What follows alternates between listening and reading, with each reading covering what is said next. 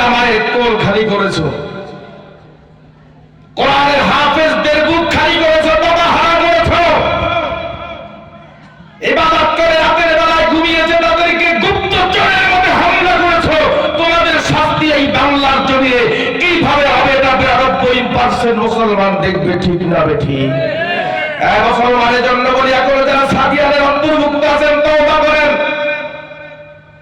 আপনার সাথে আমার সাথে মতের বিরুদ্ধে থাকতে পারে, আকীদাগত সমস্যা থাকতে পারে, এজন্য ইসলাম আপনাকে এত ক্ষমতা দেয় নাই, এত শক্তি ইসলাম দেয় নাই যে একটা মুসলমানকে আপনি হত্যা করবেন।